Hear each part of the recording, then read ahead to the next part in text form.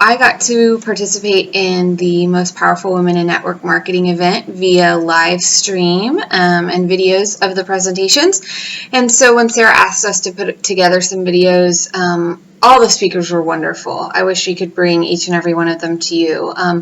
But I chose Eric and Marina Worre. Eric Worre is the author of GoPro, and he actually ran the whole conference. So every now and then he would just kind of get up on stage and share a little nugget of network marketing wisdom.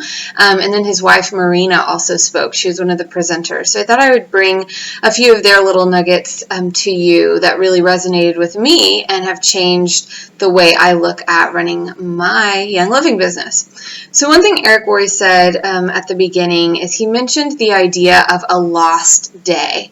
Basically, we should be doing something for our business every single day.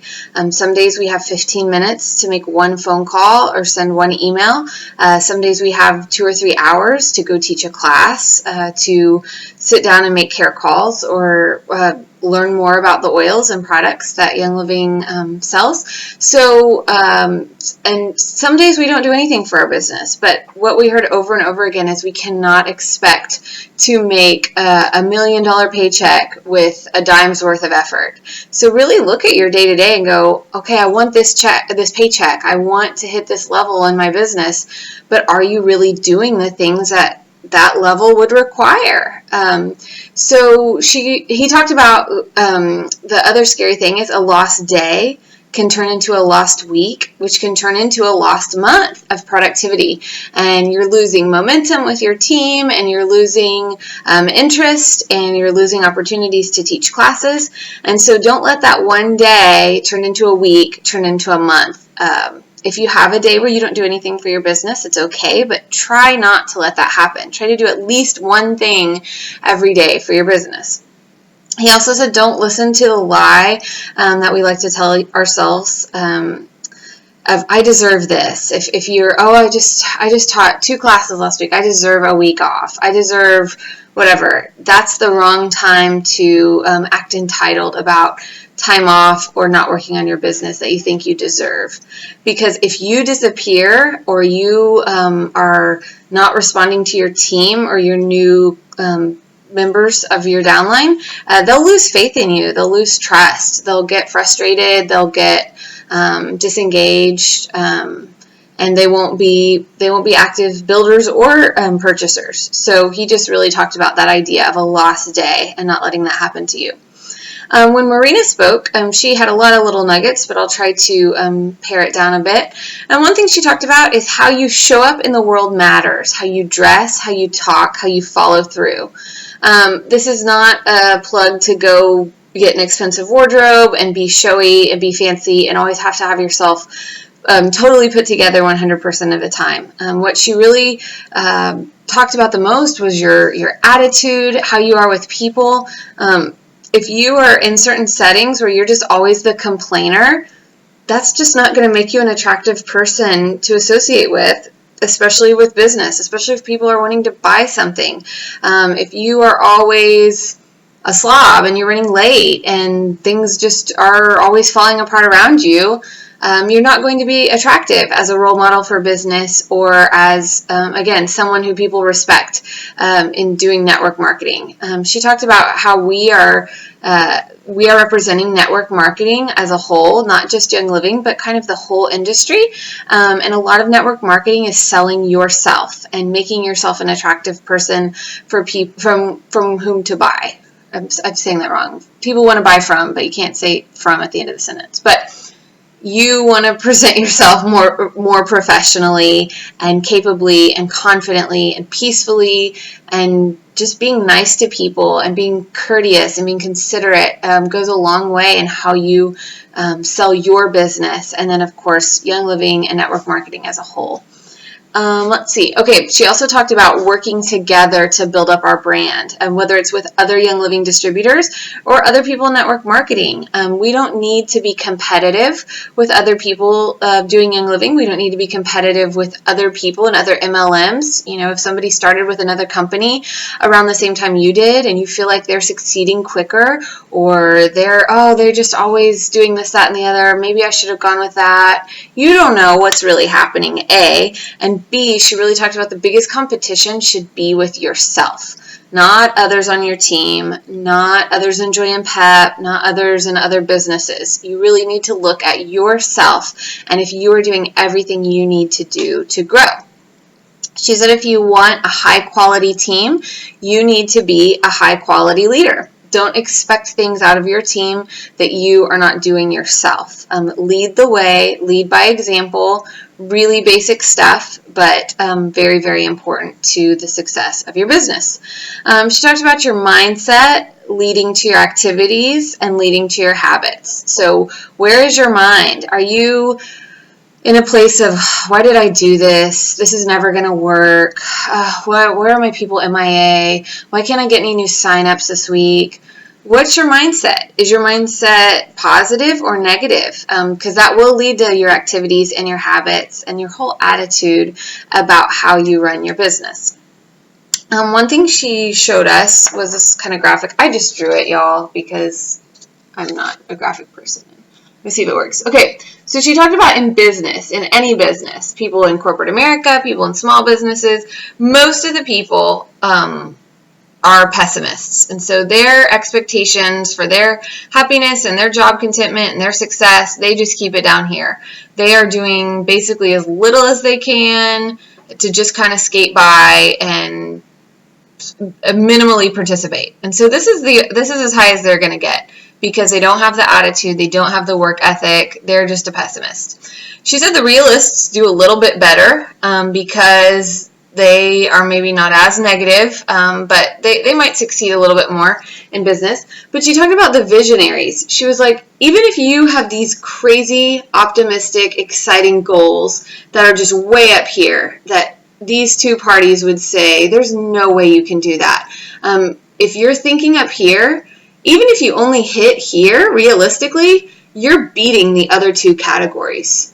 So don't be afraid to set big goals and try for big things, because even if you don't hit them, you're going to do better than people who live their life in these categories. So I hope that visual makes sense to you. I thought that was really impactful. There's nothing wrong with being optimistic. There's nothing wrong with setting big goals and working to achieve those. Because again, even if you don't hit them all the way, you're going to beat out the other people.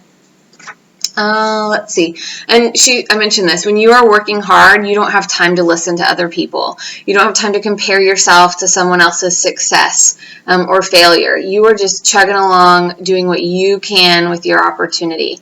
So that doesn't leave a lot of time for scrolling Facebook and looking at what other people are doing. Let's see. I mentioned this a little bit with the graphic. So people in network marketing are trying to see how little they can work, because unfortunately that's a lot of what corporate America does. People kind of settle into a job, they kind of do as little as possible, show up on time maybe, get some of their work done, but they just kind of skate by. And people want to do that in network marketing. Also, sometimes people have believed the lie that network marketing is easy. If you've ever talked to any new business builder and said, oh my gosh, it's so easy, it's not easy. It's simple, it's duplicable. We're doing the same thing basically over and over again in creative ways to get signups, to cultivate people to get on ER, to cultivate builders, to encourage our people, to train them, to lead them. It's a simple mindset, but it is not easy. It takes a lot of hustle and a lot of hard work. So people can hide in jobs in corporate America, in office jobs. They can hide there, they can stay there and collect a paycheck. You cannot do this in network marketing. Everything with your success depends on you. So that means that when you're first getting started, you probably will be underpaid for the work you're doing. You might go, oh my gosh, I busted it last month and I only made this much money, but you don't remember that you're planting seeds and teaching classes and doing all sorts of things that will flourish later, because she talked about how later in your career with network marketing, if you've really busted it on the front end and endured those days of being underpaid, one day you will feel overpaid by how much money your organization is generating in sales, because you really laid the groundwork and a strong foundation for your people. She mentioned, continuing on that point, that network marketing is a performance-based business. It's your job to work and take control of your life and your success, no one else's. So she said, don't fall into the trap of blaming your upline leaders. Oh, I'm not getting the support I need. Oh, they're not planning events for me. Oh, whatever. Or your downline team. Where are they? Why aren't they doing this? She said she wanted to build, and now she's MIA. Don't blame your people, upline or downline, if you're not succeeding. You can still succeed even if you don't have a strong upline leader, even if you don't have a strong team yet. There are things that you can be doing to ensure your success, and just jump over those hurdles and keep on trucking. She said 90% of startup businesses, network marketing or otherwise, they fail because people underestimate the time, money, and commitment it will take to run a successful business. We're all at the beginning in this. There's not anyone in Joy and Pep that's been doing this more than 2 years, I think. So we're all at the beginning, and we're all just going all in to build this foundation, and we're excited to see what the future holds. She said the law of business applies to network marketing too. If you work hard, you'll be rewarded. She said, we're not selling magic beans. This is not some get-rich-quick scheme. The company has done a lot of work to support you and provide quality products, but you have to do hard work too. It's a team mentality, and that symbiotic relationship where we help each other out, both from Young Living providing the products and us bringing them to our markets. So that was kind of the recap of Marina. Then Eric got back up for a short little blip later on too, and I really liked this one with this analogy, so I hope you're still with me. He talked about success loves speed. So he said there are seasons where it's our business is about slow and steady wins the race. I'm just not going to quit. I'm not having a lot of momentum. He goes, you need to pick some times in your year where you really need to hustle and commit, whether it's a month. Okay, this month I'm going to teach this crazy number of classes. I don't care how I do it. I'm going to offer these crazy incentives. I'm just going to really bust it for this month.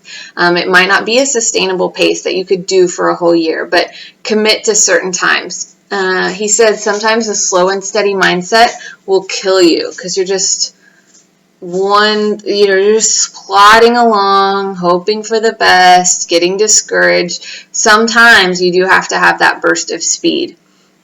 I love this. This is the picture I'm talking about. Okay, so you talked about an airplane, okay, and a lot of times people get started with network marketing. So let's use Young Living for example, and they sign up for their kit, and maybe they get 1 or 2 signups, and they're not really working, but they've got some friends that they sign up, or they host a class, and they kind of, as they're like a plane on a runway, and they're moving. They're going, okay, I got a paycheck. This is happening.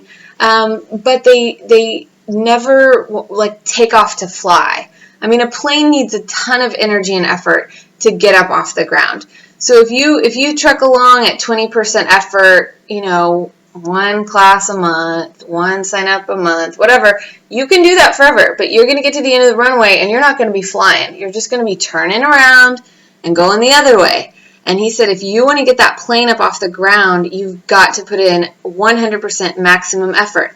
Now, when a plane flies, it doesn't fly 100% of the time unless it's a rocket. So we're not talking about rockets, we're talking about airplanes. So to get up off the ground, you got to do that 100% effort, but then you might cruise for a little while. You might be at a level, an altitude, a rank that you go, okay, I like this. I'm going to keep moving, but I'm not going to bust it. But you know what? When you want to get to that next altitude, you've got to put in that 100% effort. So I just really liked that analogy of if you want to hit the next level, if you want to build a foundation for your people. You're going to have to commit to certain times where you are really trying to bust it. That's one time for me right now because I have the deadline of having my third child in August. And I know realistically, after that baby comes, I'm definitely not going to be putting 100% effort. I'm going to be putting low percentage of effort because of that balance I'm going to try to create. So this summer, June, July, I'm trying to do everything I can to put in effort before I know I need to hopefully cruise at an altitude for a little bit before we hit the next wave of momentum. So I hope that picture is helpful for you too. Almost done. So we talked about major growth spurts happen. One goal to set is to recruit 20 people in 30 days. I know that sounds so crazy to maybe have 20 personal enrollments. One time that almost happened for me was one of my first or second months doing Young Living. I had 16 personal enrollments, friends and family that as I was getting started went, oh, this is great. So it was a great time of hustle for me to get the first 16 enrollments in my first month to just start that ascent to another level. So try to recruit 20 people in 30 days, however it has to happen, however many classes you have to do, however many businesses you have to go try to teach at. See if you can set that goal. And I think Sarah even got some resources in Las Vegas that she might lead our team through to do some of these seasons of hustle. John Acuff has his 30 Days of Hustle program that you can do. So just really think about if you look at a year, which months do I want to be those takeoff months for myself? Again, when you recruit 20 people in 30 days, it creates momentum all at once. And if your business is duplicable, think about all the leaders that can emerge from those efforts and just how that can grow and grow and grow into something really fantastic. So I hope that was encouraging for you. I tried to keep it sort of short, not bad, 15, 16 minutes. But anyway, it was wonderful. And let me know if you have any questions. Thanks.